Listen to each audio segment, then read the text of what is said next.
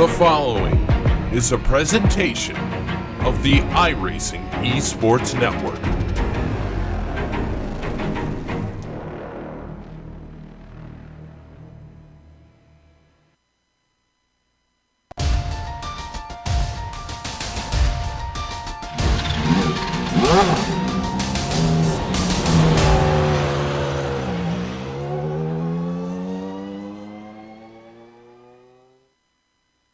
This season marks a new beginning.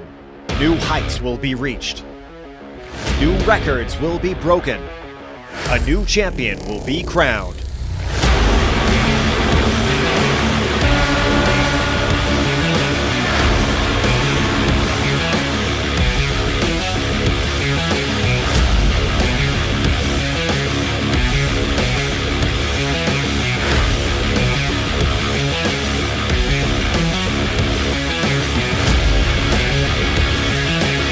Competition, commitment, excitement. This is Lionheart. You're watching the premier American open wheel series on iRacing. The Lionheart IndyCar Series presented by First Medical Equipment starts now.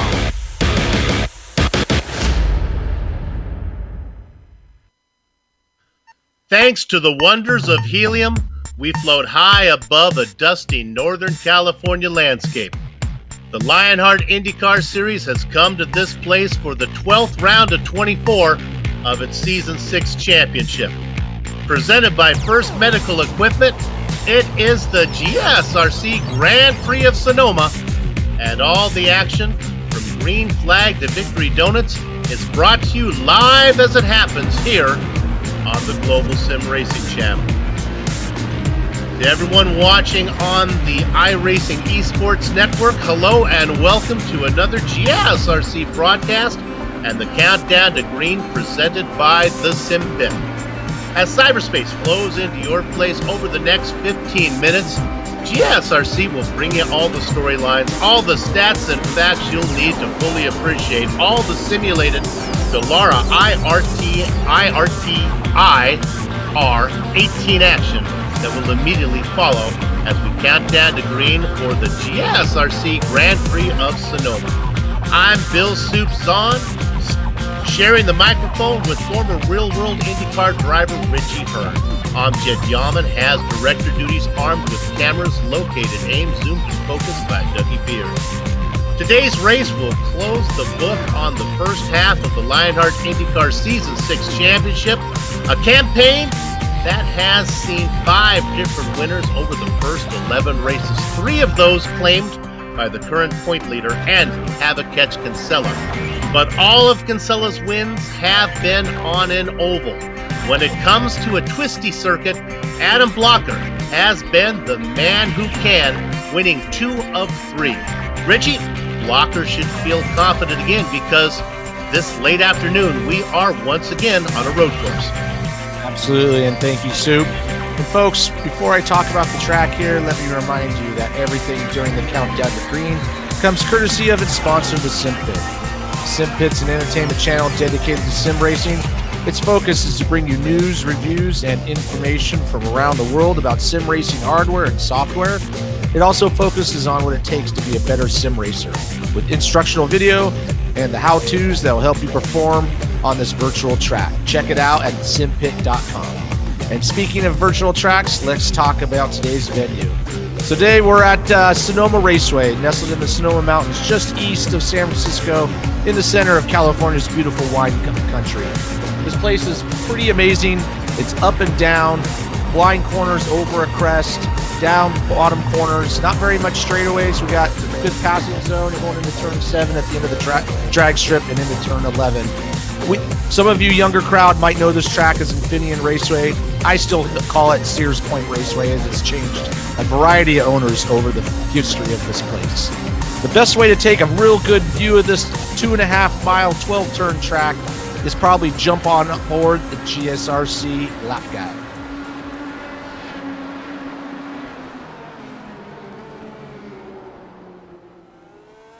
All right, we've got Amjad Yaman in the GSRC IR18, so let's do a lap around Sonoma. Turn 1 feels more like a street course with walls on either side. This flat-out blast leads right into 2, where the blind, curved entry really tends to breed pileups on lap 1. Then comes 3 and 3A, where the car will compress on the first half, then get super light on the second.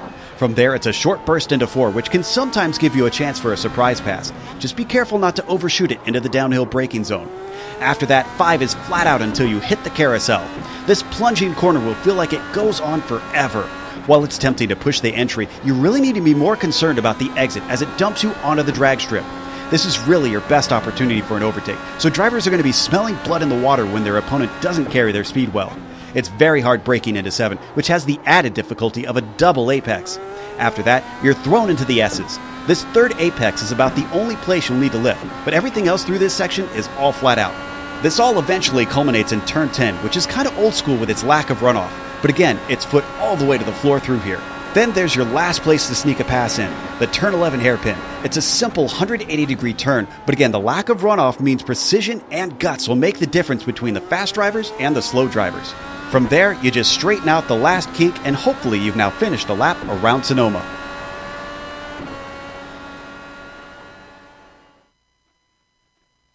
The disembodied voice of Joe Peak doing what no voice does better, talking and taking the viewer around the racetrack, this time Sonoma.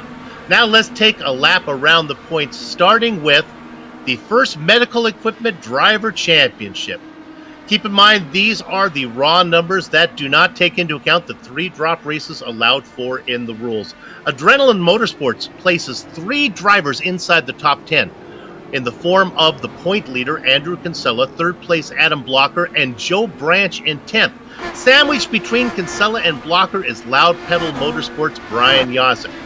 Dandy Dan Guerin for Synergy Motorsports has been slowly overcoming a horrible start, and now he finds himself up another spot into 4th. This commentator is going to guess that No Name Racing's Joe Hassard is feeling pretty good about his 5th place finish. No big climbers or sinkers this round, so let's move to the team championship presented by HPP Simulations. The Milwaukee Mile saw Adrenaline and Synergy tie for the top score with 126 points each. Despite Brian Yazek's win, the best Loud Pedal could do was 4th, falling in behind No Name Racing. But whatever the results from the last round, all the teams are cemented in their positions. So let's go over to Richie to talk about the rookies. Yeah, the rookie standings are presented by Butt Kicker.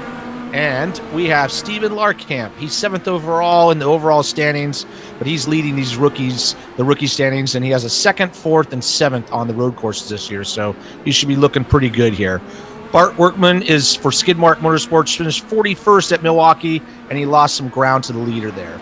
Another Skidmark driver, Brian Beard, moves up a spot, and Sam O'Ryman for Controlled Chaos and Justin Weaver for 8 Ball are close behind with only a few markers back in basically 4th and 5th. All right, considered the premier fixed setup racing league for the Dallara IR18 on the iRacing service, the Lionheart IndyCar Series honors the memory of the late Dan Weldon. All right, it's time for Professor Lugnut's setup corner. And if you're ever on trial for murder when all you did was steal a can of tuna, you might want to pay attention to what Richie Hearn has to say. Go ahead, Rich. Earlier this season, we talked about gear ratios and how they set up a car. But now we are going to take a dive into the more complex component of the gearbox, the differential. The differential takes the power generated by the engine and gets it to the half shafts that powers the rear drive tires. Differentials can operate in 1 or 2 states, either locked or unlocked. A locked differential forces both tires to rotate at the same speed, while an unlocked differential allows the tires to rotate at different speeds, depending on which one has the higher load for better traction. These characteristics mean that a locked differential is handy for going in a straight line and accelerating, while unlocked differential is great for allowing the rear to go around the corners faster. Most production cars use what is commonly called a limited slip differential, best explained by Mona Lisa Vito in the movie My Cousin Vinny. The IR18 Indy cars, however, are equipped with what is known as an auto-locking differential and road course trim. This allows the differential to lock or unlock based on the power and torque going through the differential, and is adjusted by the ramp angles, which we will get into more in a future setup corner. I love the setup corner. I learned so much. All right, we've talked about the track. We've gone over the points. We've learned about the differential. How about now we take a second, something a little more simple. Richie, tell us about the race details. Yep, absolutely. And these series details come to us thanks to the SimPit. We are in Season 6, as we mentioned before. Round 12 of 24, halfway through the season, they do allow 3 drop events. We're running, of course, the Dallara IR18. The setups are adjusted fixed, but they are racing for a cash and prizes totaling $6,402. All right, as the sun titanics towards the horizon here and the shadows grow long, let's take a look at the weather. Richie, what do you think this is going to do as far as the racing today? Well, it looks like it's a little bit warm out there on the track, and there we go. We got 85-degree air temp, 93 track temp. Not too bad, but not too cold. We're looking at a little bit of wind direction out of the southwest at 9 miles an hour. Zero humidity, zero fog. Should be a great race for these guys. All right, we've got all the business out of the way. Let's get down to the business of qualifying right now. And who do we see on top? Well, it's a guy we haven't mentioned much in the pre-race show, and that's Alex Saunders. He's been really, really impressive over in the Retro Series. He's come over here to race. He's up there as well. Yeah, and Adam Blocker, like you mentioned, he's been strong on these road courses, so he's sitting in second. Dandy Dan Cairns had a rough go at some of these races, but he's sitting in third position. We still have about 4 minutes to go, so we'll see if these change. But we got some big movers up there in the front, and the times are really close as well. So it's just about a second covering positions 1 through 10. You heard me talk about the Retro Series. Of course, the Lionheart League has 2 series here on GSRC. This one that we have here today, the Lionheart IndyCar Series, racing the IR18s, and then the Throwback Series that does the old Lotus 79s. A lot of these guys do crossover work on those. Those show up on Thursday night. So if you have your Thursday nights off, go ahead and give them a look. Love this little roadkill shot here. It gives you an idea of what oh no, we're here, we're looking on board. Now we got it. We were not on the roadkill. Well, if you were a roadkill, you'd be in trouble because you'd be in the cockpit. That's Dan Guerin. Guerin has been really fast, has a lot of trouble, as talked about earlier. If there's bad luck, it'll find him. Hopefully he's got that behind him. We're looking now at the Candyman, Dustin Wardlow. Yeah, Dan's been fast this year, but he just has had some bad luck, so he doesn't have quite the finishes he'd like to show forth, but he has had some a little resurgence there late. And as you can see, Michael Goodman going through that hairpin at the top of the hill, basically at the end of the drag strip. The section we're watching right here through the S's is very tricky. This track is tough to drive in these cars. I practiced with these guys a couple of weeks ago just to get a feel for it, and it's quite an animal on this facility, so it's going to be a rough and tumble race, I think. Limited fuel cell, so we are looking at 2 stops today. We'll talk a little bit more about that later, but kind of interesting here, Richie, the pit lane on the outside of the track. Yeah, it's definitely different than normal. Usually you're pitting on the inside, so in the real life they have to switch everything over, and it makes it a little awkward for the pit crew. That pit entry is a little tricky too, so you basically come flat out into the hairpin and you just go straight while everybody else has to slow down. So we could see maybe a little action there. Hopefully it doesn't catch anybody out.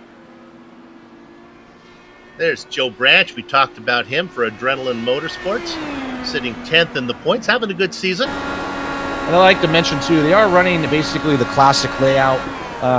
So they don't do basically the NASCAR group. They skip turns basically 5 and 6 and go straight right over to turn 7. Whereas the IndyCar guys, they don't go through the S's. They come down, make a little bit of a hairpin. They got to slow it down there to make it a little safer. But this is the old school track. This is what I know. I've been on this track a few times in the past, never in an IndyCar, but man, it's a lot of fun. Yeah, the IndyCar, the old IndyCar track used to be a shorter run down to the hairpin, right? They didn't take it all the way down into 11. Yeah, they had a different version. So they basically right past the drag racing starting tower, they made a little turn there, and they've changed it up a little bit. But then coming down the S's, they also made a little bit of a chicane instead of just going all the way through. It was a little too fast through, I believe that's turn 10 for them at the time. Yeah, you know what? We've done a lot of races here, and surprisingly, we've seen a lot of trouble in turn 10. I don't know why, but from the previous seasons that we've done, I don't find turn 10 to be that difficult, but maybe I'm just not pushing it to the end. Am I missing something there, Richie? Well, it is flat out if you do it right, but you got to do it right. So if you turn in a little late, you're going to wash out and hit the outside wall. If you turn in a little too early, that curb on the inside of turn 10 is pretty high and it's going to send you out. And there's not much room. So you can see it's pretty much all dirt on the outside or dried grass and not much grip out there. So once you get out there, it's a little bit tough. And as we see him coming right through that turn 10 area. Well, it's flat out. That explains why I'm not having any trouble with it, because I'm lifting there. So that always makes it a little easier, I guess. This section we're watching up, we were just right there going up to turn 1 is also a very tricky part. And if you're bold, you can make a pass. You got to go around the outside of 1, but you'll have the inside for turn 2. Qualifying is done, and it's just about time to go racing. And when it is time to go sim racing, nothing beats the feel of a true hydraulic braking system from HPP Simulations. Designed and manufactured in the USA on state-of-the-art CNC equipment, HPP Simulation pedals and their accessories set the standard for simulation racing. For more information, please visit hppsimulations.com. Okay, let's go to the grid. We'll take it a row at a time. We have time, Richie, here, as it's a long way around. On the front row, it's Alex Saunders. He's going to be inside of Adam Blocker. Next row is going to be Dan Guerin and Michael Goodman. The Candyman, Dustin Wardlow, in the 5th position, flanked by Justin Weaver. And our rookie standings leaders, Stephen Larkamp and Andrew Kinsella. Coming off the win at the Milwaukee Mile, Brian Yasick in 9th, inside of James Kahula. Next row is going to be Woody Mahan and Brian Beard.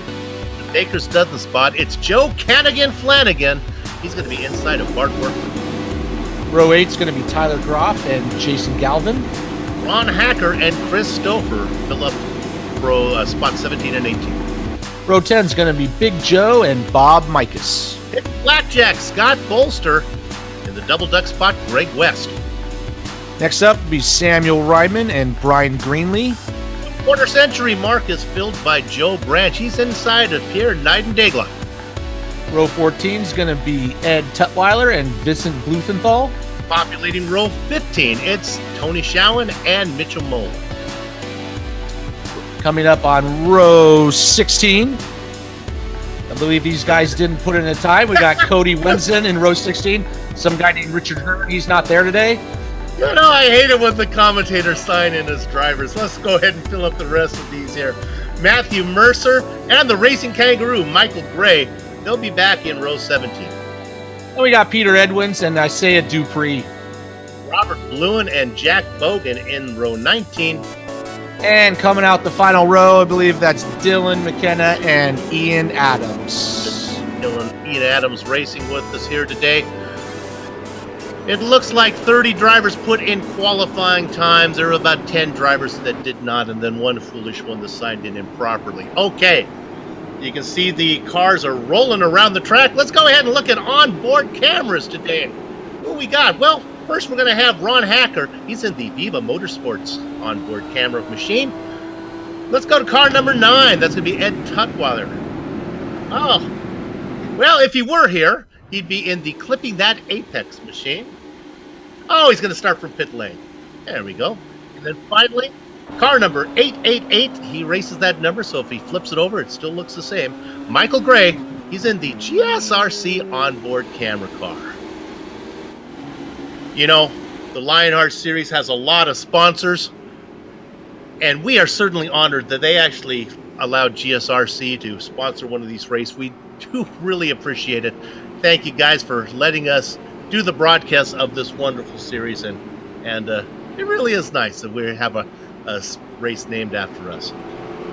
Field now working their way into 7 and 7A. Yeah, we got a great field out here. A lot of cars on this tight and twisty track, so it's going to be interesting to go and seeing them get the green flag on that front straightaway. It tightens up really quickly going into turn 2.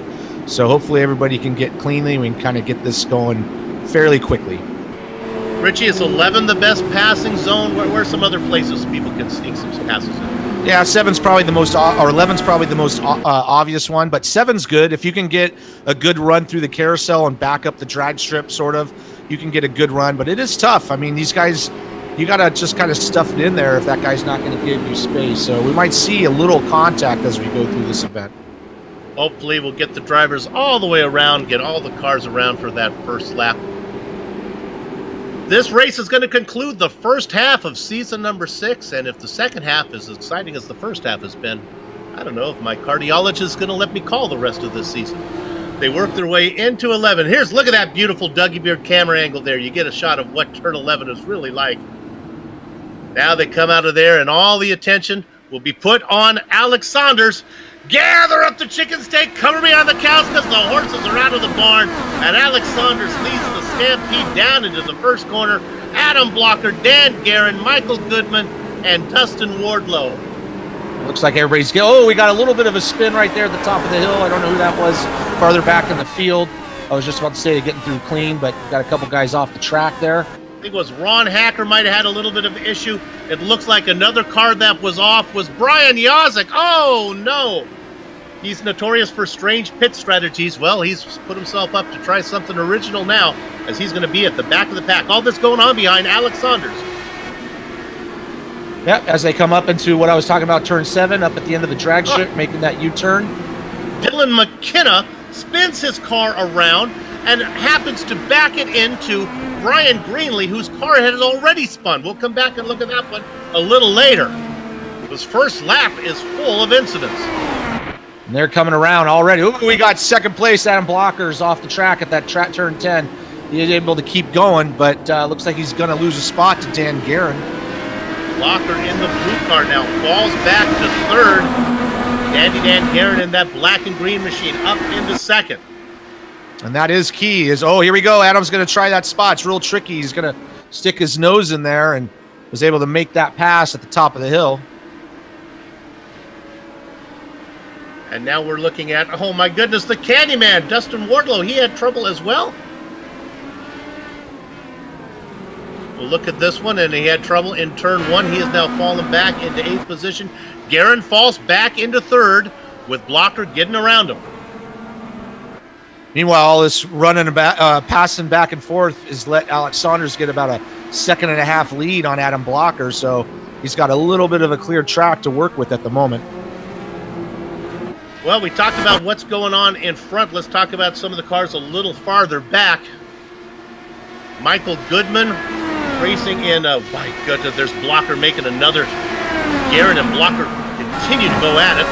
We're watching Michael Goodman. Oh, there goes Justin Weaver's right behind him, goes a little off the track. That's going to leave a door open for Adam Kinsella down into the hairpin.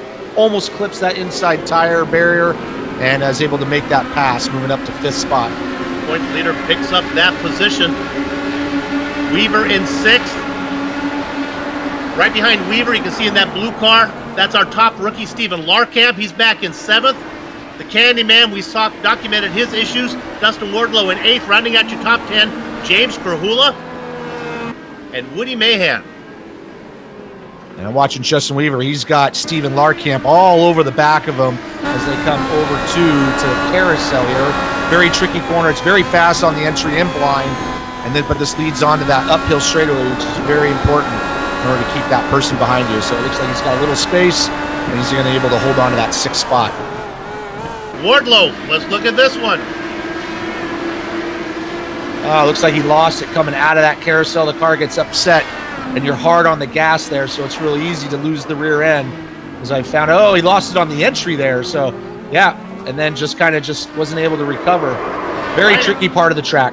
Right in front of James Krahula, and then he did a good job of keeping out of traffic. But by the time he gets the car sorted out and running, he's going to be racing in what looks to be 24th position.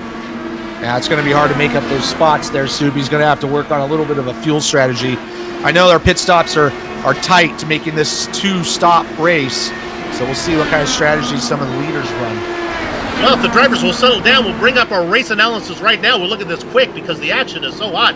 How far are we going today? Well, we're going, I believe, 50 laps. Now, we think the match fuel is 17. That's a very important number. If they can get to lap 17, they can do it on 2 stops. We're not so sure. And then you have the incidents. 12 incidents, you lose 3.17, and you are DQ'd. Now we got fast and furious action here going with Michael Goodman, Kinsella, Weaver, and Larkamp all bunched together looking for that 4th spot. So Michael Goodman has got his hands full as we see him on screen right now, trying to hold these guys back. Yes, that's you. Our director and Richie have found the action spot.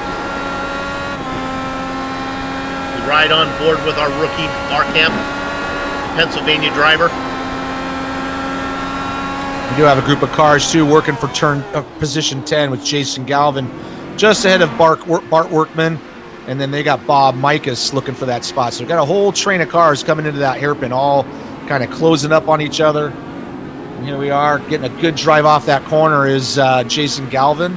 And he's got about a second, 1.3 seconds to look forward to catching up to Brian Beard, which is right in front of him.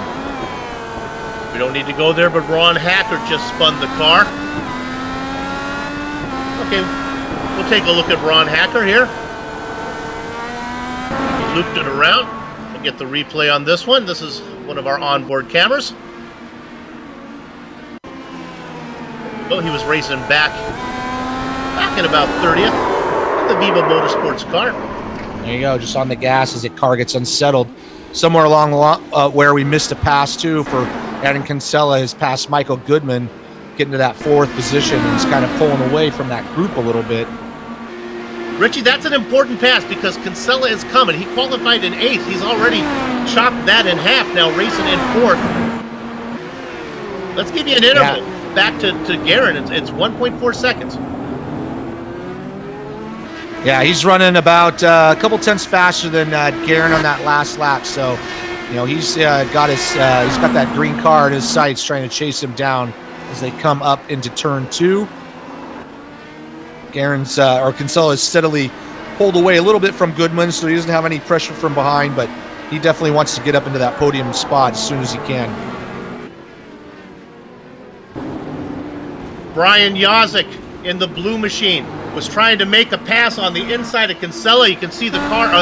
It was Samuel Ryman. The car gets loose and he's losing it. Yeah, Brian's having a tough go here early on in this race. Coming around turn 10 here, coming into the hairpin, nowhere to make a move, and just locks up and pounds that inside tire barrier. So hopefully he doesn't have too much damage on his car at the moment. But even if he wanted to go in the pits, he's missed that pit entry. He's got to go all the way around. And there we go, another replay for you. That one's going to leave a mark. Yeah, not having the day he wanted, not able to follow up his win with success here today. Racing at the back of the pack. Yeah, unfortunately, I've been there. You know, you make a mistake, you're mad at yourself. Make another mistake, you get even madder. So you just kind of have to settle down and just put the laps in, and hopefully you can gain some spots from just some other people dropping out. You talked about being there, but in your real-world IndyCar career, they didn't come to Sonoma, did they? No, I was done racing by the time they did, and honestly, I'm kind of glad. I think that I watched these guys race there, and it looks like a manhandle of a beast. So it would have been a tough one. This has got to be probably one of the most physically challenging tracks that they run on all year long. Looking at Andrew Havakech Kinsella. Was a rookie last season, very impressive. Making his way up. Now we're going to go down to P20. We're going to take a look at this battle. This is Michael Gray. The yellow car that you see there is Vincent Blumenthal, Samuel Ryman back in this mix. Dustin Wardlow. Now Wardlow's trying to climb up after he had his incident. Wardlow's going to be in a hurry. Probably the fastest car up the bunch. You can see right behind him, that mess right behind him. They got just a beehive going on here coming up into the carousel. So these guys are working hard, even though they're running in the 21st position and beyond. These guys are giving everything they have out there. If the guys up front will cooperate, we can stay on this battle for a little bit because it's good racing, even though it's not up front. And look at that. There it goes. That's Wardlow trying to find his way around, and he does it. He takes it around the outside, gets around Samuel Ryman. Yeah, he goes around the outside and kind of bullies his way into those S's right in front of him. That's kind of what you have to do here. There's no real clean places to just make an honest, clean pass. You just kind of have to force your way through. Next up for him will be Vincent Blumenthal. Blumenthal, a veteran. So some great racing going on at the back of the pack. Yeah, up front, everybody's kind of separated themselves out a little bit. Alex Saunders got about a 2.7 second lead on Adam Blocker, who in turn has about a 1.7 lead over Dan Guerin, and so forth. So you might be seeing a little bit of tire wear coming into play as we're working lap 8. These cars are working hard out there. The track temp's a little high. The aero push comes into play too, so as soon as you lose that mechanical balance, you can't quite hang right on the gearbox of that guy in front of you. You talked about working hard.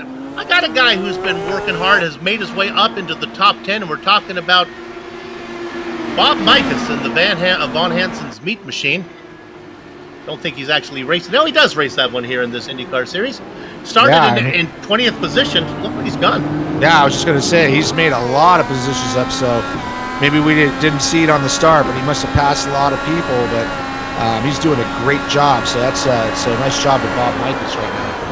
He's got Joe Flanagan behind him. Joe up a couple spots in 11th. Tyler Graff back there in 12th. Some good racing going on to get inside the top 10. Yeah, meanwhile, everybody, like I said, everybody separated themselves out, working lap 9 of 50. So about a 17-lap run on fuel. And, some of these guys, it's going to be a stretch to do that. So some of these guys might be taking it a little bit easy, trying to make that first pit stop all the way to lap 17. You definitely don't want to run out. We do have some drivers that are in the pits or making pit stops. I'm not sure if they are just in there for repairs. Peter Edwin's in there. We look at P5. We've lost 1, 2, 3, 4, 5, 6, 7, 8, about 8 drivers, I think, that are not racing the start of the event. On board now with Justin Weaver.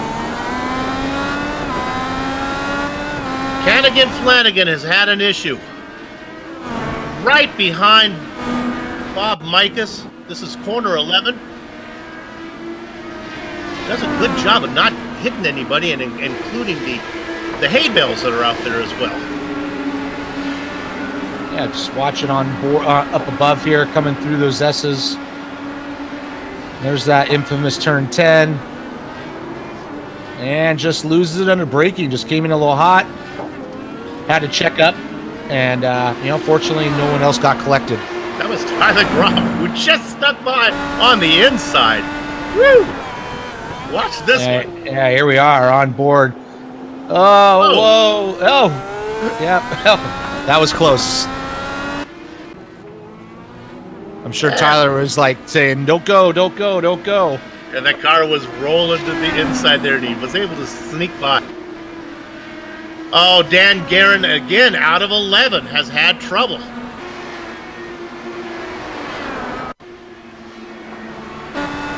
Boy, this is getting the power down. Yeah, and I think we're just seeing the evidence of just some of the tires getting a little worn out. Of course, there's no traction control working on this, so you want to get on the gas as hard as you can. That is first gear through there, and he just kind of loses it. Fortunately, there's a lot of room on the inside there, nothing to hit, and he continues on here. Dan's still sitting in 4th, so didn't lose too much spot, but now he's got Michael Goodman right behind him, but that has moved Andrew Kinsella up to that podium position at the moment. He's charging hard right now. We talked a little bit about pitting. Your pit window is going to be very narrow. The number to really look for is lap 33. I would say lap 17, but even if guys pit on 16, they can maybe save a little bit next time and get to lap 33. So 16 or 17 is what we see that first pit stop. I expect everyone to come in on lap 33. It's going to be very, very tight to two-stop this. Yeah, we're already seeing the leaders go around a lap car there in the hairpin. I don't know who that was at the moment, but we're already starting to catch up to the back of the field, so the lap traffic might play a part in this. Oh, Andrew Kinsella has almost lost it. I just happened to watch. Oh, and he gets hit. He gets hit from behind at the top of the hill. And that's done a lot of damage to his car here. That's unfortunate for Andrew. The car got loose, and I believe it's Mr. Bad Luck himself, Dan Guerin. Man, if you ride on board with Dan, this Kinsella's car goes every way in front of Guerin. There's absolutely no way that Guerin could figure out where that car was going to go. No, it was Andrews just trying to save the car all the way. And that is blind, so you crest the hill, you can't see what's over on the other side for a brief moment. So he was just there, and unfortunately, Andrews missing his rear wing. And Guerin has front wing damage on that one, so Guerin now back to 5th. So this is going to, take a toll on the points there for both these guys. So this might count as one of their drop weeks. Yeah. And Kinsella, unfortunately, is going to have to race around. We talked about the pit window. It's another at least 4 laps before Kinsella could come in. Boy, the car is his poor car. Yeah, I'm impressed that he can keep going at the pace he's going. And he has no rear cover and no rear wing. So it can't be easy to drive. But, yeah, he's going to try to make that pit window, and he's going to try to almost lose it again. Yeah. Honestly, he's probably just got to maybe come in and take the penalty of pitting early. That's James Krahula right behind him. Now, James, let me give you a word of advice. I don't know a lot about racecraft. Try to pass him on the inside because that car is ready to spin out. It is, too, amazing, though. Even though Andrew had that problem, he's still in 7th spot. So he's probably looking at that and just trying to hang on. And, of course, James is right behind him looking at the same thing. There, and Kinsella has trouble. Krahula is by. That's a lapped car of, well, no, that's Jason Galvin now in the mix. Tony Schowen has got out of the way, so Galvin coming up behind. Yeah, Andrew's got a handful there. Ian Adams, let's go to this one. Ian Adams just got into it with Vincent Blumenthal, a couple drivers farther back in the pack, but when 2 cars get together, we want to show it to you. Once again, coming off of turn 11 there, getting on the gas and just kind of losing that rear end. Meanwhile, all this action up front has moved Michael Goodman up to 3rd, Justin Weaver up to 4th. Dan's struggling. He's missing his right front wing there. Oh, yeah, that's a rough one we're seeing right there at the top of the hill. You know what he got there? That was a case of some haptic immersion. And you know, if you're looking for that special little connection between car and driver, you want to check out Butt Kicker. These guys have a product that'll give you that special something that'll give your racing a little something extra when you're doing it. What I want you to do is go to thebuttkicker.com and you can check out all their products. And remember, use the promo code LION20 to get 20% off your order. Yeah, here we are, P3, working hard. These guys are all backed up, coming up to the hairpin here. Some pitters going on. That's Goodman, Weaver, and Tutwiler now. He's in 27th. He's not in the mix. But Stephen Larkamp, who's worked his way up to 5th. Boy, that rookie. We documented it. We talked about it in the pre-race show, how good Larkamp is on the road courses. A 2nd, a 4th, and a 7th this season. Yeah, that's been his strong point. That's what's got him into that Rookie of the Year leaderboard. And he's doing a good job. Just kind of staying out of trouble at the moment. And just kind of letting it come to him. Started 7th, running 5th. So didn't really make those passes on track. And those guys kind of got out of his way. So that's a good job for him. Don't need to go there, but I can just report that Andrew Kinsella is still out on the track. He's fallen back to 9th position. He's got 6.5 seconds before he gets to Bob Mikas. Or before Bob Mikas gets to him. Yeah, he's got some heavy damage there. Dan Guerin's also hanging in there. He's missing the right front wing, and he's hanging in there in that 6th spot. Probably not affecting him as much as it is for Adam, so I'm sure he's waiting for that pit window to open as well around lap 16, which we're on lap 15 right now, so we're going to start seeing some green flag pit stops pretty soon. We never did get back to all the first lap carnage that was going on. That's because the carnage kept going even into laps 2 and 3. But I can tell you right now that those drivers who decided to start from the pit lane, they might have been using their crystal ball because that really worked out for them. So Alex Saunders starting lap 16, so this is where we're going to see who saved enough fuel to get to lap 17, which is going to be... one of those drivers that did start from the pits. How about a little love to the driver currently in 20th position? Isaiah Dupree, car number 93, racing all by himself out there, but that's okay. That's kind of what he wanted. And as I say that, he's going to come into the pits on lap 15. Isaiah, too early. Oh, the leader just had a problem with the lap car. I just watched it going through the S's. He's missing his right front wing. We can try to... Yep, got into that one. Oh, it was Brian Not Easy being Greenlee. This is not just a little contact. This is some big contact. Watch Brian get loose right in front. And as we watch this replay, he is in the pits, the leader. So we're coming up on the S. This is a really tough place. He's pushing pretty hard, and unfortunately, and then twice. yeah, unfortunately, there's just nowhere to make that move. So it's just kind of bad luck, and probably could have been a little bit more patient, I think. But he's in the pits. But it is lap 16. My gosh, you could not have that happen at a better time. So he's right in his pit window.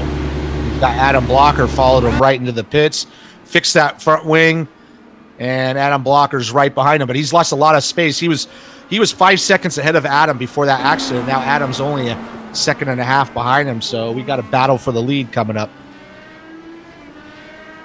All things said, though, if you're going to have an incident, that would be the time to have it on the lap where your pit stops were due and right by pit entrance. Yeah, absolutely. And it looks like we're seeing a majority of the field come in. They're all coming out. Saunders actually cycles back out in the lead. Michael Goodman has made his stop. He comes out in third, just ahead of Justin Weaver. Look at all the action on pit lane. Yeah, just watching Adam Kinsella come out of the pits at the moment. He did get his rear wing fixed, but he had to sit there for a long time, so he's lost a lot of spots. Was running third before that accident, and now he's all the way back into 15th spot. I have a look at Dan Guerin's car in 6th place as we continue to look at that one. That car's looking pretty.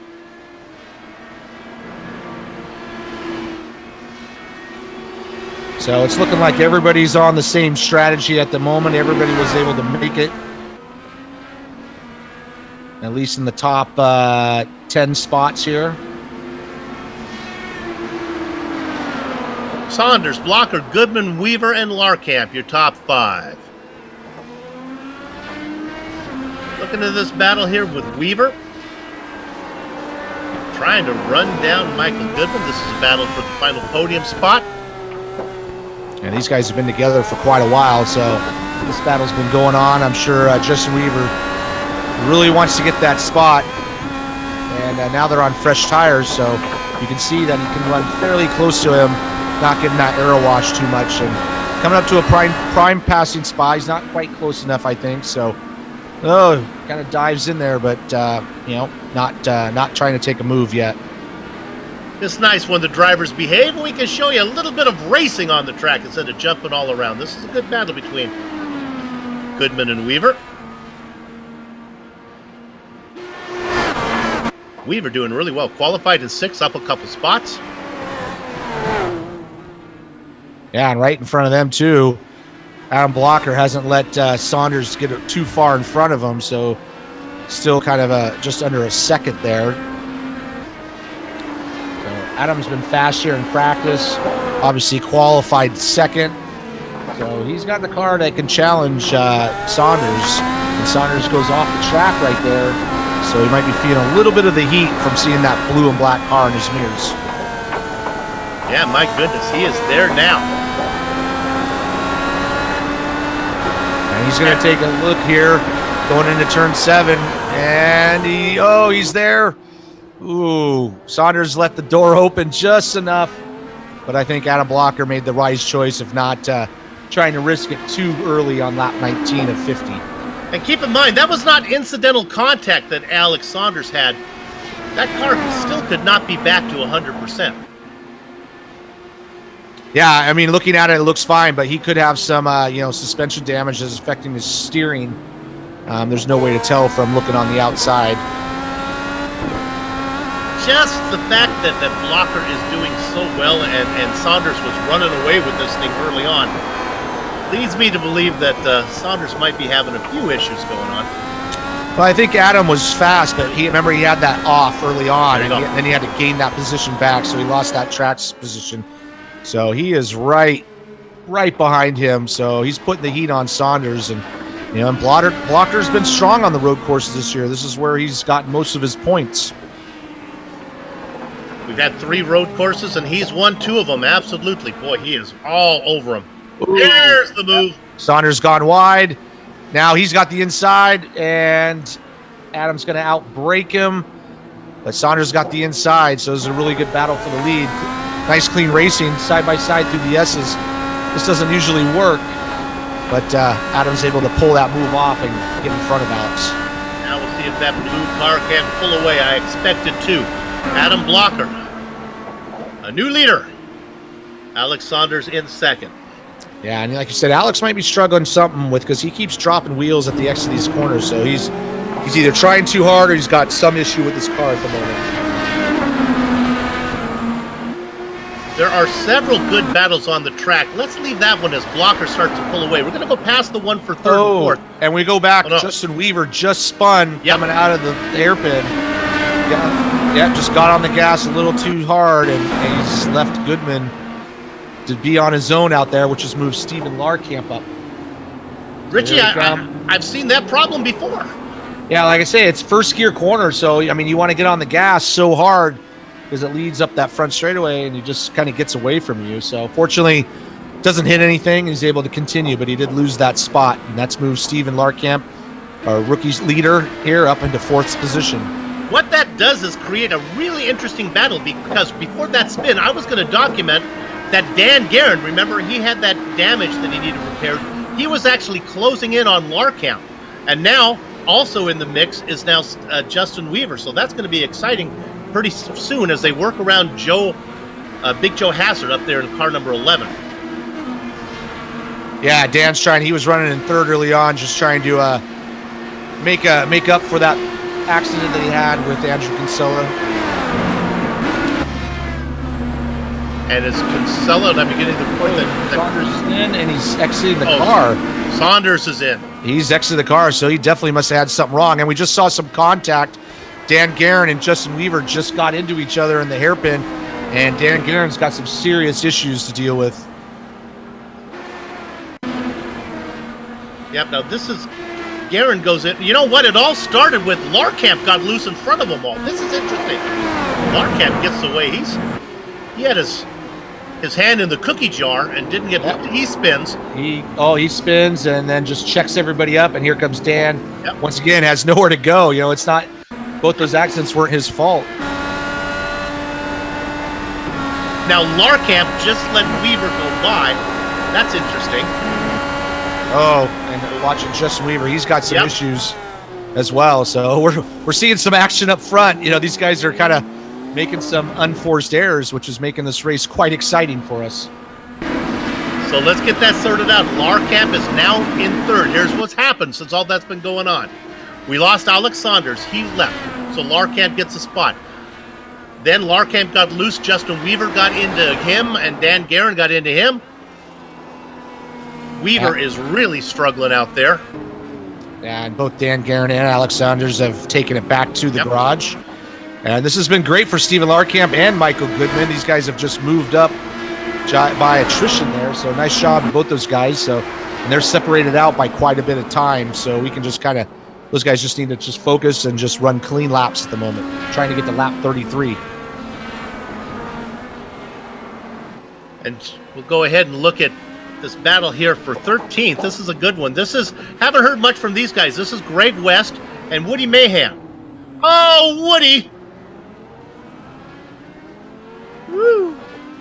Yeah, that was close. That was very close in the hairpin once again, but fortunately, cooler heads prevail and they're able to continue on. I'd like to bring up Bob Micus, 20th to 7th at the moment, so nice job to him. A very quiet 7th, just keeping that Von Hansen's meat machine safe and clean. Picking He also up has spots. the coolest paint job on a helmet ever. He's a happy guy. Yeah, he's done good. I mean, sometimes you just got to run your race, stay out of trouble, and let everybody else fall around you. So great job to him so far. He races just behind Jason Galvin in 6th, and James Krahula cracks the top 5. Yeah, and There's both those Galvin. guys have moved up quite a bit. I mean, Jason Galvin's moved up 10 spots. James Krahula's moved up 5 spots. So, you know, really, those guys up front struggling. These guys just doing their thing and reaping the rewards at the moment. Let's go check back in on that battle for 13th. Last time we saw they were getting together. Here's the same corner again. Oh, no, I could see it coming. My goodness. If you still have those things called encyclopedias in your house, look up in Dive Bomb and you'll see a picture of Woody Mayhem. Here we go. Yeah, unfortunately, he got away with it last time. This time he decided just to kind of finish it off and just got it a little hot. And, unfortunately there for Greg West, got the brunt of it. And we come back live. Exciting action at the front and in the back. All this going behind Adam Blocker, who's got a comfortable 12-second lead on Michael Goodman. Podium spots have settled down as there's no interval closer than 6 seconds. Let's look at P10. And that was over quick. This is Kinsella working his way back up, got around Bart Workman. Yeah, we know Andrew's got a fast car and just fortunately had a little bit of an error which caused him to get hit by Dan Guerin. So he got his car fixed, was able to hang in there until that pit stop window. Well, came out in 15th, so he's working up to 10th. This is good here. We got 8th is Tyler Graff. Then about half a second back is Brian Beard. We just saw Kinsella get around Bart Workman into 9th. Meanwhile, we just saw Justin Weaver in the pits a little early for that that second stop, but he must have had some damage, so I don't think he's going to be able to make it on fuel, but he did get tires, probably got his car fixed, and getting back out there. This is a tough situation for Ron Hacker. He's the leader of this pack. He's one lap down. He'll want to get out of the way. Boy, as a back marker, letting one car go by, that's easy enough, but when you have a whole train of them, that's a good spot to get it done. There you go. Oh, my goodness. And that's going to give Kinsella a chance, and he takes advantage of it. Move Abaketch up into 9th spot now. Mahan is gone. Mahan took a tow. We'll see if we can find out what happened to Woody. Oh, my goodness. It's just out of the... Ouch. Yeah, he took quite a big hit there. He did have some damage previously from his earlier accident, but this is going to just basically take him out of it. And tough spot to go off the track here because there's a lot of things to hit. Let's go ahead and check in our leader real quick. This is Adam Blocker. Let's watch him work some lap traffic. He just got around Justin Weaver. And while that's going on, I'm hearing some serious contact. Oh, my goodness. This is a big one from Greg West, Joe Branch, Isaiah Dupree. Now that's Blumenthal on the outside. The lead car is Dupree. Branch gets into him. No, I'm sorry, that's Dupree. West is the lead car. And he just got helped around, and then they just log jammed up that corner. Meanwhile, here goes our leader. He had to go through that mess as well, so we got lucky. Adam Blocker got lucky that he didn't get caught up in that accident. You are never safe when you're in the lead. We're going to have Adam Blocker work around some lap cars. I didn't think it would go like that. Yeah, unfortunately. Oh, there he goes. Yeah, good move to the left. And, unfortunately, this track just moves back and forth constantly, so if there is an accident, there's not always, A, you probably don't see it, and B, there's just nowhere to go. So Adam got a little bit lucky there. So Blocker just did get around Samuel Ryman. I'm showing Ryman as the first car one lap down. And he's in 14th.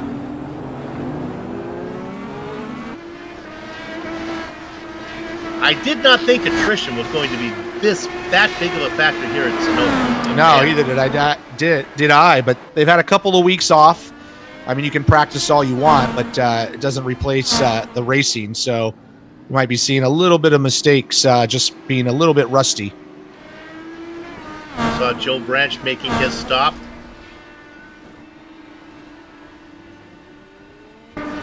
We're working lap number 25. We are still about 7 or 8 laps away from that very crucial second pit stop, which needs to come on lap 33. If it comes on lap 32, I think these guys are going to have an issue. Yeah. Oh, Adam Kinsella almost lost it going into the hairpin. I was watching him. He's slowly catching up to Bob Mikas, but he almost lost it. He got a little heavy on the brake and almost nosed it into that tire barrier. Remember, that's that 4-car battle we were looking at. Adam's running about a second faster than Bob Micah, so he should easily catch him, but he's got to be still patient to make these passes.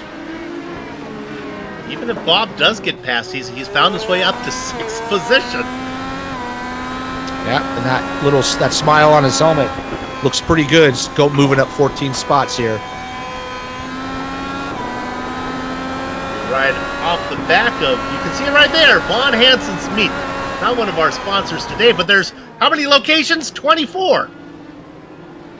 If you're a vegetarian, don't think you're out of it, man. Order some of their flavored pretzels. Unbeatable. And if you want to stay on this battle, stay on this battle, because I think Adam's going to be making another move here. He's all over the back of Bob, so we should be seeing a pass for that 6th spot coming up pretty quickly. Kinsella says, boy, I mean, let me in there, and Micah says, no problem. I've already got all the spots I need. You go ahead. Yeah, I think that was the case of Bob going, well, he's coming no matter what. I might as well just do my thing and let him go by.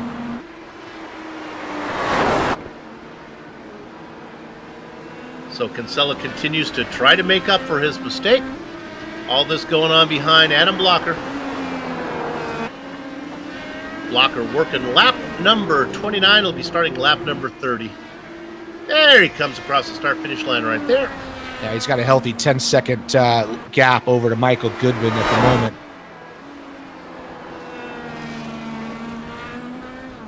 And Goodman with about the same interval back to Stefan Larkamp.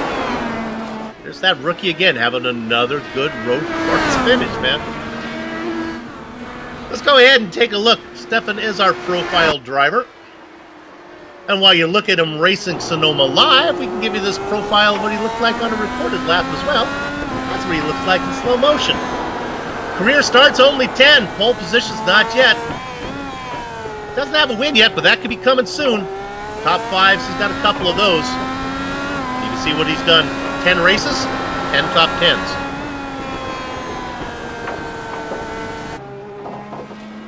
Yeah, he's doing a great job. I mean, he's running 3rd, leading the Rookie of the Year standings. He is strong on the road courses, so he's showing that once again.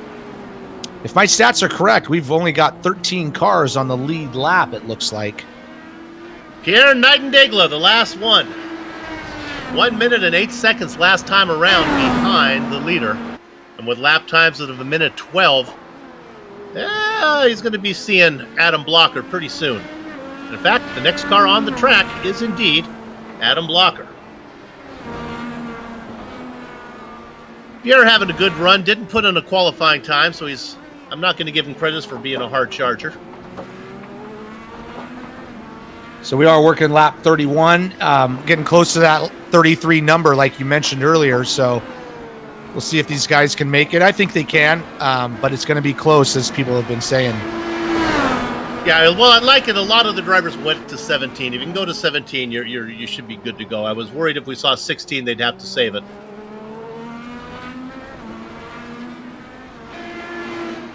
Let's go ahead and look at Ed King Tutwiler here. There we go. Boy, that's a pretty looking car. Isn't that clipping that Apex? One of our sponsors.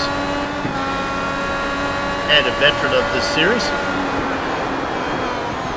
Right now racing in 21st, 1 lap down. Whoa! And picking up a little bit of dust.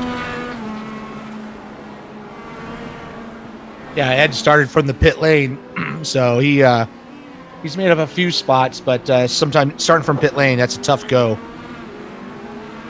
Oh, I'm watching Adam Blocker going through some of this lap traffic. It's pretty tough go at the moment. Pierre Nightingale just kind of went off track to let him go around. As a leader with that type of gap, you see that happening in front of you, you're like, no, no, no, no. And I heard him get out the gas and just kind of let him go. So, once again, Adam's got luck of the Irish on his side today, missing a couple accidents. There are a lot of drivers out there just trying to put in miles. Tony Schowen, one of them, 3 laps down, but realized that attrition is so bad. The longer he can stay out on track, the more spots he can vulture. All right, we are on lap 32 our leader going through the hairpin right now. I think he's going to go around one more time before pit stops. Yeah, he's forced to now. He's missed that pit entry, so he must have plenty of fuel to make this lap if he didn't pit at that point.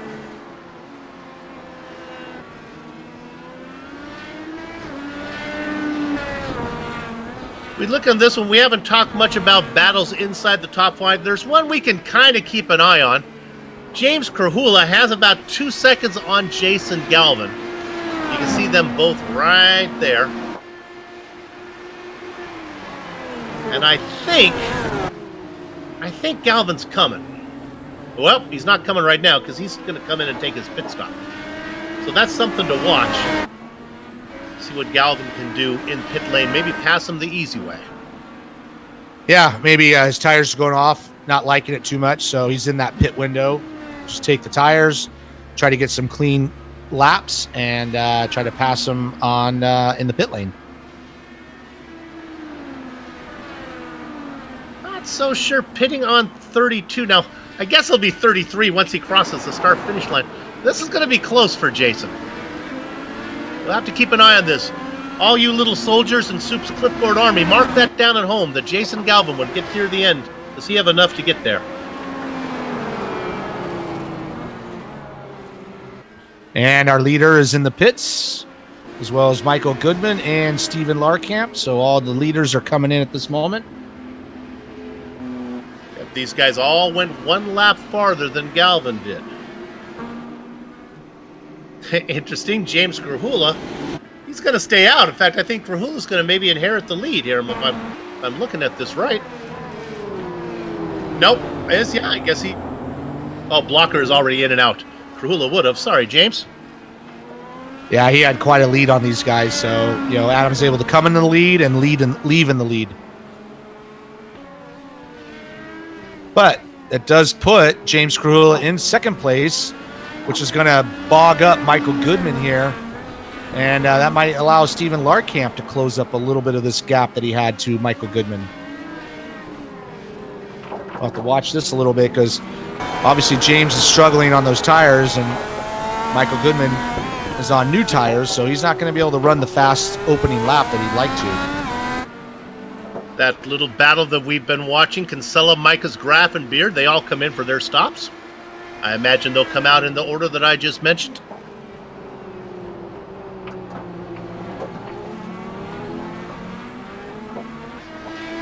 Bart Workman in 12th is the last car on the lead lap. And Bart, have you made your second stop? You have?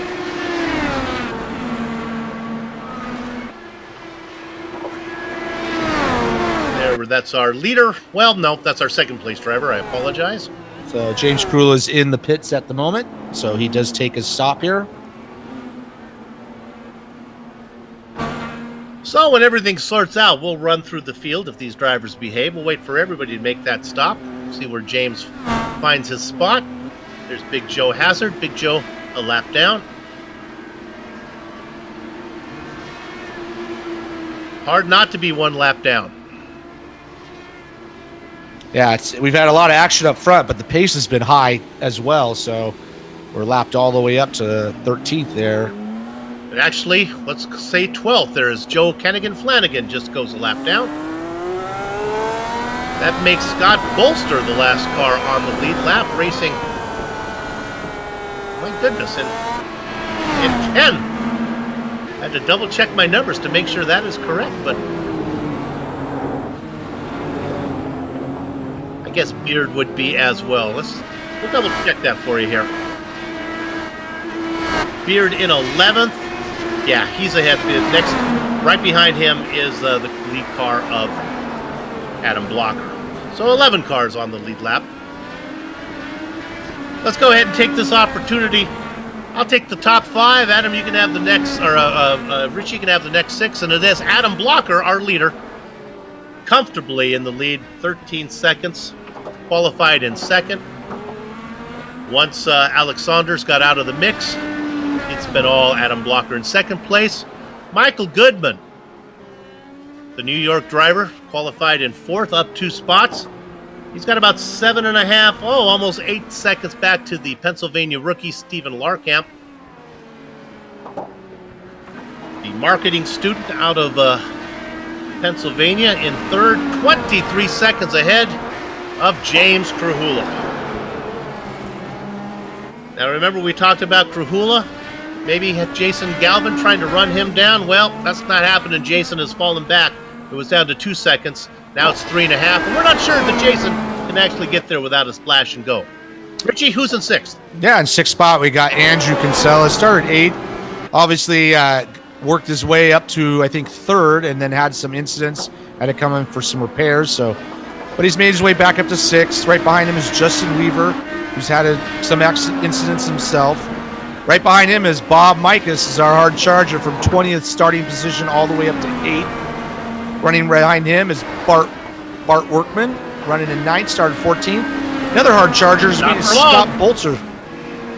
Because there goes Bolster. Scott Bolster. I was going to say another hard charger, so he's 21st up to 9th. Let's move Bart Workman down to 10th there. And then the last car, not that far behind him, and he's got to hustle.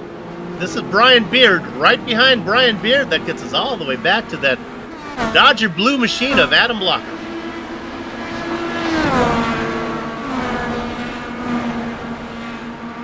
It's been a good race for these guys after they settle down a bit. Yeah, it's been a great race. A little crazy, some unforced errors, which has taken some of the big hitters out of the game, which we don't normally see, but it's been a good event, and now they're all separated out just by a little bit. Still got a healthy 13 laps to go, so it's not over yet. And if you want to stay up to date on the latest happenings in this new esport of sim racing, here's where you want to go. Sim Sport News, that's your ticket. Their ever-expanding stable of informed writers covers a vast array of championships. To read their latest article, visit simsportnews.com.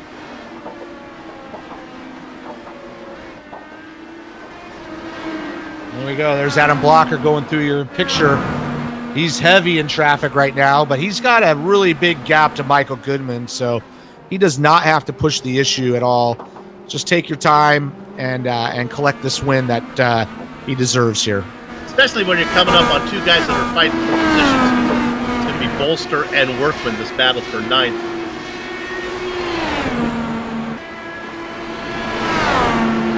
Michael Goodman about 14 seconds behind Adam Blocker. And Steven Larkamp about 4 seconds back. Boy, you can see Workman have that same issue coming out of 11. At least I thought it was, unless he was just pulling over to let the leader go by. It has the same effect. Workman now goes a lap down, but he loses touch with Scott Bolster. Yeah, now he's got Steven Larkamp behind him, so Steven's trying pretty hard to catch up to Michael Goodman, and he's going to catch up to that lap traffic in a kind of a not a very good spot here. So he gets out of the way and lets him by. So that's good racing. There we go, Michael Goodman. Keep an eye on that gap between Goodman and Larkamp. It's down a little bit. Some of that might have been from pit stops.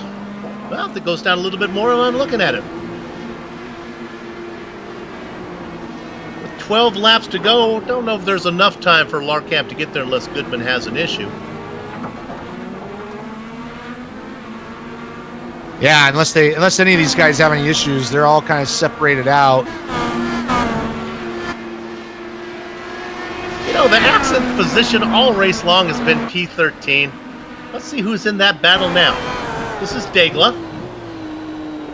And he's got Samuel Ryman right behind him.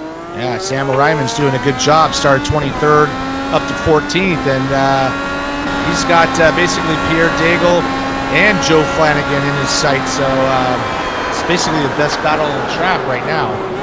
Problem is he has the second place driver, Michael Goodman, coming up on him. You're careful. Diego makes a little bit of a mistake. And now Samuel's right on his gearbox. But yeah, Dustin Wardlow's closing in on that gap as well. Oh, Sam pulls over and lets Goodman go by. That's some good sportsmanship from the GSRC commentator. good sportsmanship, but you just took yourself out of the Yep. battle. So you got to hope that Pierre does the same thing and kind of resumes that battle. And he does. So we're back on fighting for that 13th spot. Just like playing ball in the street. When a car comes by, everyone yells, "Car!" Oh, why is Justin Weaver having to pit? This is not right.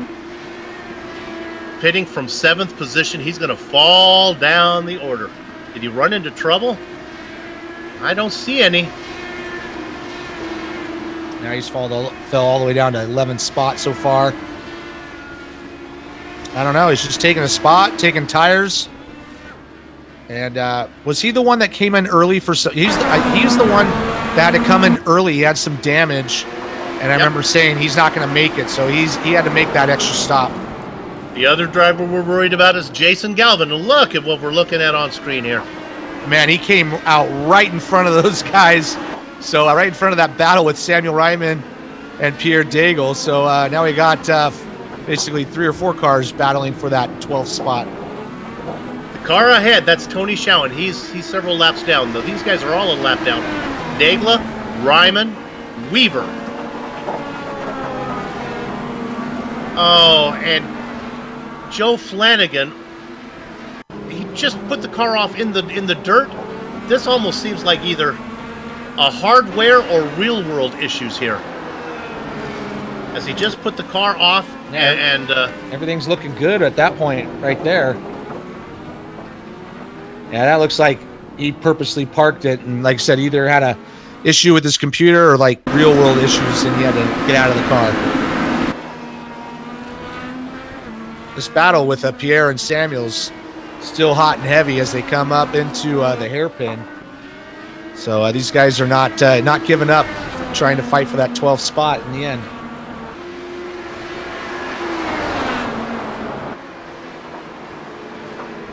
yeah, these are all vultured spots now. Absolutely. They're up a battle for 10th.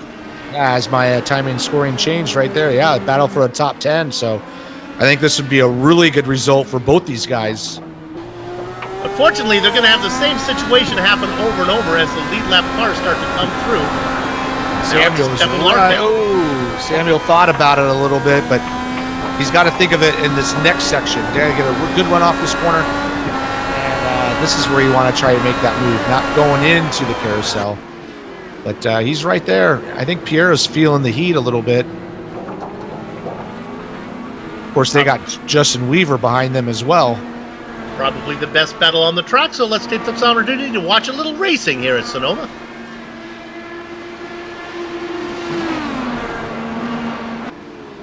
Now, while this is going on, Andrew Kinsella has ran down and passed Jason Galvin. My guess is, and of course I could be wrong, and most of the time I am, my guess is this is Galvin pedaling the car a bit with a fuel issue. Yeah, Adam's been on a little bit of Andrew has been on a tear since his incident early on, but I didn't think he had the pace to catch Jason. So yeah, like I said, Jason might be having to just save a little bit of fuel to get to the end because Adam at the moment has just dusted off Jason. Yeah, and he's losing ground actually to Bob Mikas is gaining on him. Now Mikas is back over 9 seconds, but he's coming. So this is Galvin just trying to nurse the car home, I think. We'll keep an eye on that interval. Mark it down on your clipboards, boys and girls. 9.2 seconds here with 8 laps to go between Galvin and Bob Mike. Ooh, right behind him, these two guys get together right behind Galvin. I don't know who that was, but they got together at the top of the hill. I think it might have been Michael Gray. Is that the one we're looking at there? Michael Gray got into it with getting loose in front of him, Big Joe Hasser. It's not Michael's fault. No, he's just one of those things. Same thing that Dan Guerin had a problem with, and just clips him and rips off his front wing and mows the little dirt there. Just so you know, it's never your fault if you're racing the GSRC onboard camera car. I'll always be able to find some reason why you were not to blame. That one was an easy one. So we're up to what, 7 cars on the lead lap. I'm really surprised at that. But you know, these guys have had their issues, and Adam Blocker has not. So he's able to just kind of go right through the field like a hot knife through butter. Sad news for carnivores everywhere. The next one to go a lap down, Bob Mikas.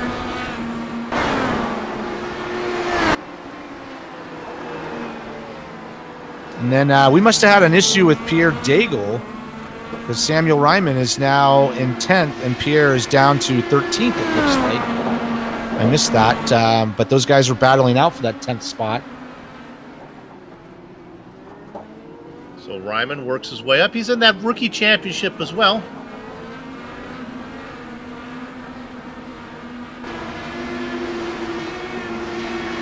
So now we have a battle for 11th, Wardlow and Weaver, although not really a fair fight here, as Weaver probably has pressure rubber. Oh! As I say that, he needs all the rubber he can use to keep himself out of the tires. Well, sorry, Justin. Yeah, just pushing a little too hard. It wasn't my fault. The director had a sitter on that one. Let's go up to our leader as he's about to put Bob Mikas a lap down. My gosh, this is a pasting going on here. Yeah, these road courses have been Adam's specialty. Ooh, that was close. That's what I said. His only enemy right now is somebody else spinning out in front of him. And he's had some close calls. That's like the 3rd time I think that was close. All right, well, he's coming up on a battle for 15th. This is Big Joe Hasser trying to fend off Tyler Groff. You're right, Richie. It's not the first time that Blockers had stuff happen in front of him. My gosh, he's got all the time in the world, but he's going to dive down in there. Those guys got out of the way for him, so that's good racing. Now he's got Big Joe in front of him. He's just got to be patient, and I think he has, but he's also been a little lucky. And, ooh, Big Joe almost goes off right in front of him. Yes. Right now, Adam's having a heart attack. Just got to get some clean space. He goes by, and now the battle continues back there. Let's go ahead and stick on that one for a minute. Hassard and Groff. Groff has a run. Is he going to force it down into one? A little too far back. With 4 laps to go, we can give these guys a little love. That's Bob Mikas coming back in. I think Bob's going to give these guys a wide berth here. 14 seconds back to Brian Beard in 8th. Bob does not need to get into this mix. Oh, a good run from Groff. Let's see if he forces the issue. He's going to try to go the long way around here. You can see all the marbles on the ground. It's not a good spot.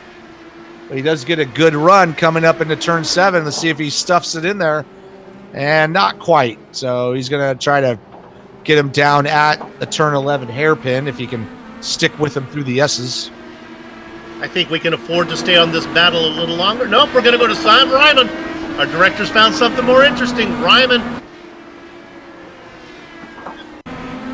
And that's Dustin Wardle, remember? The fresh Candyman gets around Ryman now, works his way up in the 10th. We'll watch it on replay. That's a bold move right there. So just that's called just forcing the issue. And fortunately, Sam saw. And now we go back live, pick up where we left off there with Groff.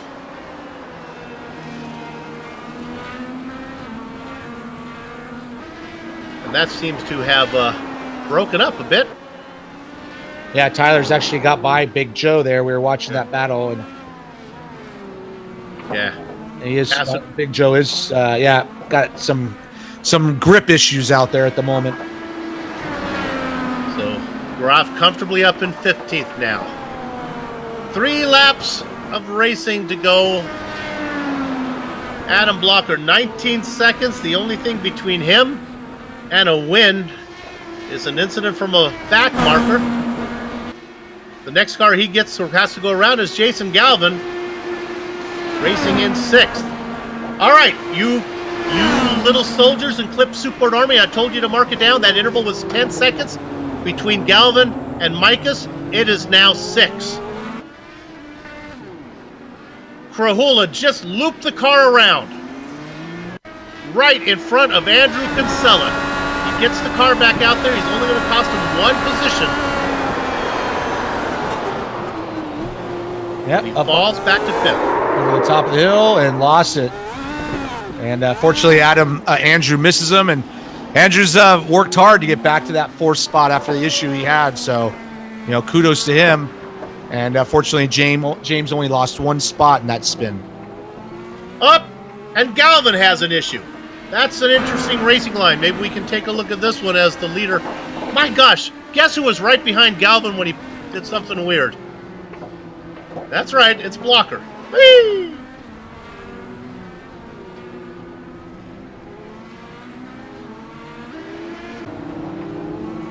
You know what?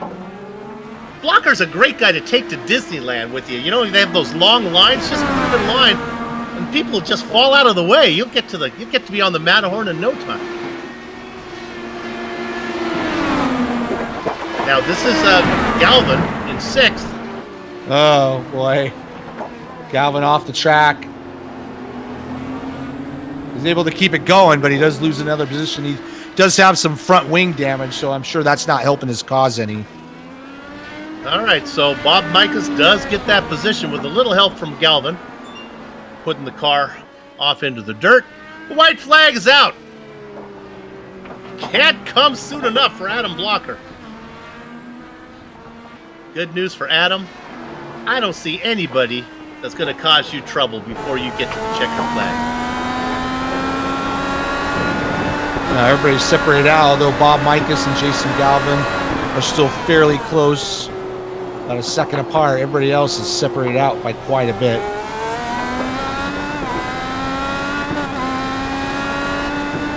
Five cars are going to finish on the lead lap.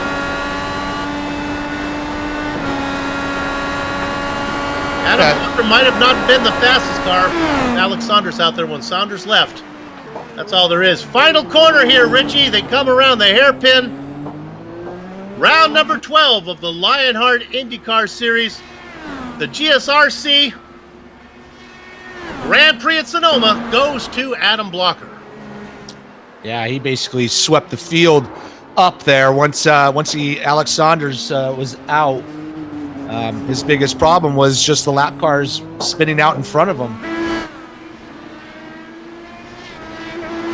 Michael Goodman coming around to take second place. Great job to him. He started 4th and 2nd. Finishing one lap down for Jason Galvin might have been the best thing that could happen to him, as he didn't have to put in that extra lap. He only had to go 49. Check the flag.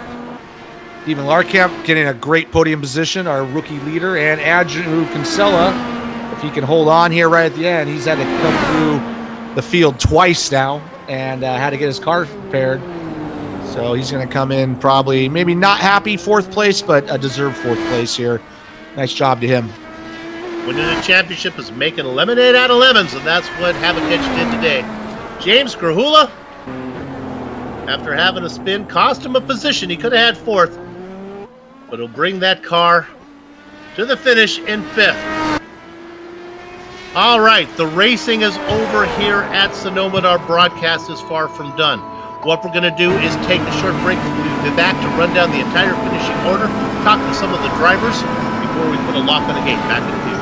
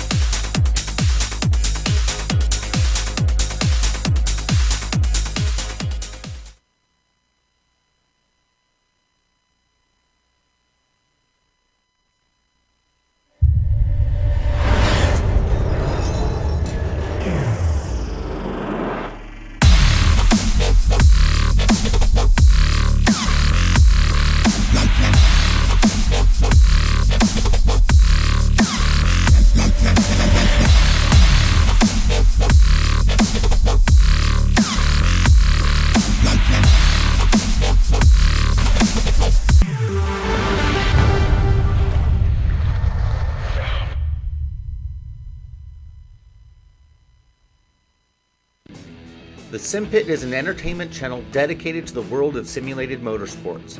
The Sim Pit is a leader in providing the sim racing community with news, reviews, interviews, DIY pieces, and instructional videos to make sim racing a better experience for all. Check us out at thesimpit.com or go to YouTube and just search for The Sim Pit.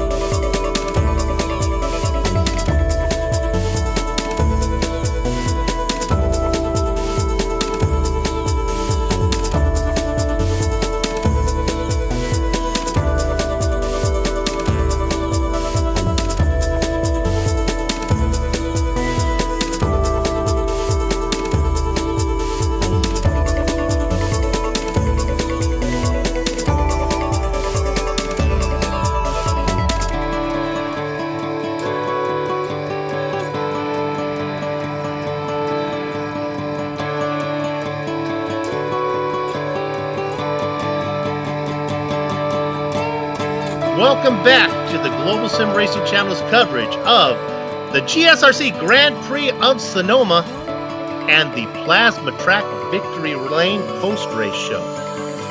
You know, when it's, and you can hear the bells at the local mission, the Santa Andretti, going off right now, celebrating the win of Adam Blocker. And while those go off, I'd like to remind you that if you're struggling to find something for the person who has everything, you know, I have the website for you. Plasma-Tracks.com not only produces original race track wall art, motorsports trophies, home decor, and motorsports fabrications are also available. Words cannot do justice to the wonderfulness of their wares. The only way to fully appreciate their artwork is to see it for yourself, but be warned, one visit and the next thing you know is you'll be trying to convince your wife or spouse why you need a Plasma Track wall art hanging in your home. See it all at plasma-tracks.com. Use the promo code LRS2018 to get 25% off your order. That's LRS2018. And now let's bring you 100% of the HPP finishing order brought to you courtesy of HPP Simulations.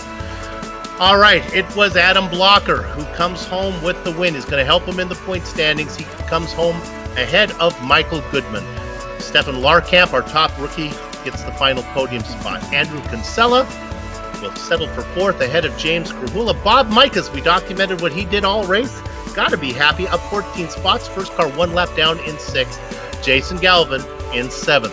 Brian Beard and Dustin Wardlow go eighth and ninth. Rounding out your top 10, Pierre Nadendegla. Yeah, coming in 11th, we had Scott Bolster, had a good race, 21st to 11th spot. Samuel Ryman also had a good run here, coming in 12th. Bart Workman had a little bit of some interesting runs there. He finished 13th. Same thing with Justin Weaver, was running a little higher than that. Might be a little disappointed with that finish, but comes in 14th. Tyler Graff, 15th. Big Joe in 16th. Joe Brandt in 17th. Matthew Mercer, Ron Hacker, and Ed Tutwiler round out the top 20. In Blackjack, the Racing Kangaroo, Michael Gray, Tony Showen. These guys were all multiple laps down. Vincent Blumenthal, Joe Kennigan, Flanagan, Robert Bluen, Isaiah Dupree. We saw him have his issues. Woody Mahan, Greg West. My gosh, the attrition is just horrendous. Dan Guerin. Well, he's been avoiding the bad luck that he found early on. Well, it found him again here in race number 12. Alex Saunders led for a long time. He's going to have to settle for 30th. Remember, there are drop races. Brian is not easy being Greenlee in 31st. Ian Adams. Brian Yazik settles for 33rd. Peter Edwins, Jack Bogan, Mitchell Moeller, Chris Stouffer, Dylan McKenna. Somebody named Richie Hearn and Cody Wenzen round out your field. All right, let's go to interviews. We'll let Richie take the very first one. Who do we have up there today? And we're going to have Richie Hearn talk to our race winner, Adam Blocker. Adam, great job out there. Qualified second, had a battle with Alex there for a little bit. But man, once Alex was kind of out of the way, he had an easy go about it. Yeah, man, it was tough.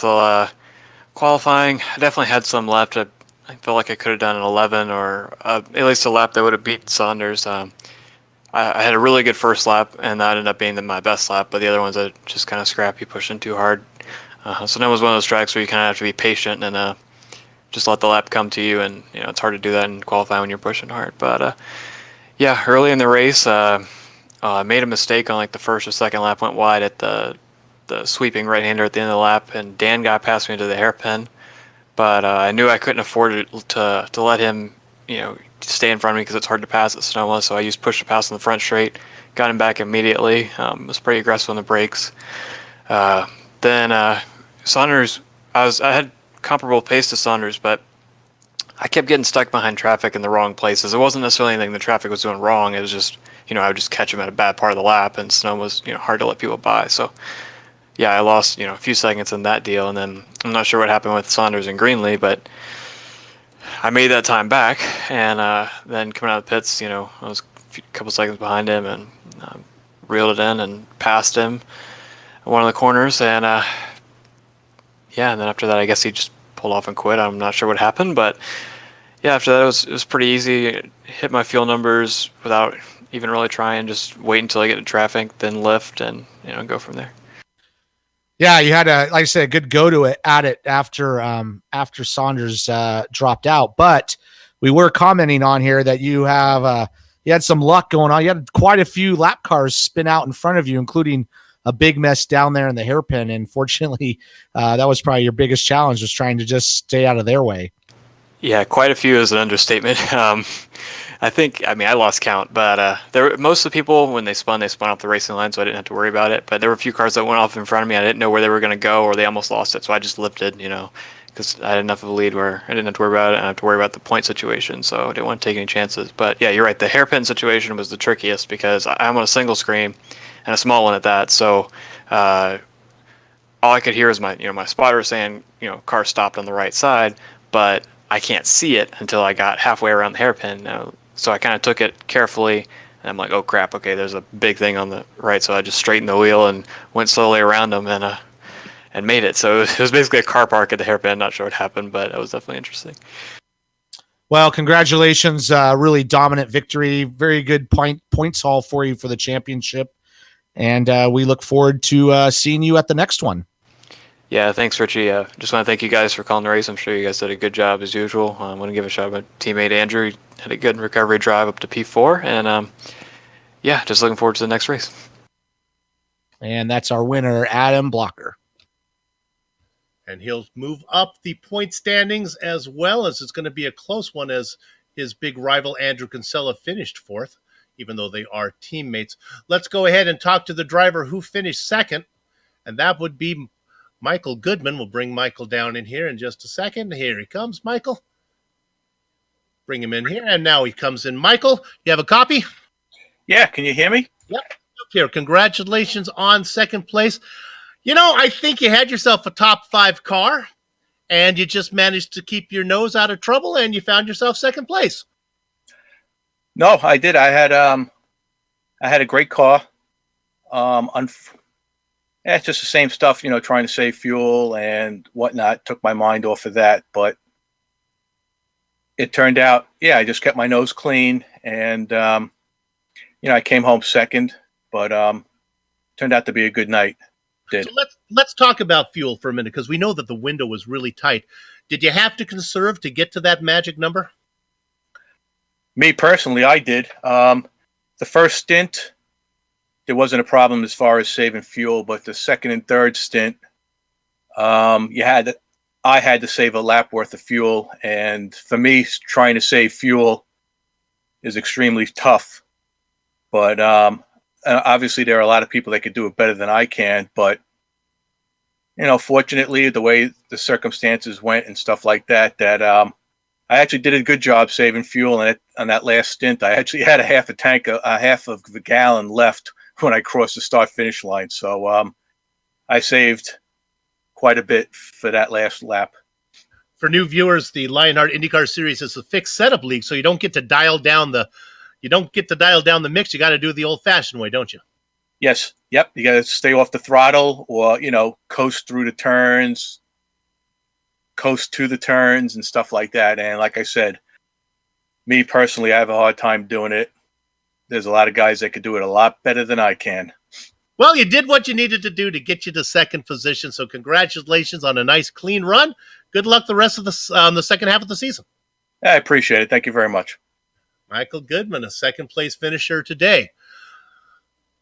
Next up, I believe we are going to have, do we have Stefan Larkamp? Here we go. We'll let Richie talk to our top rookie. Steven, you got a copy.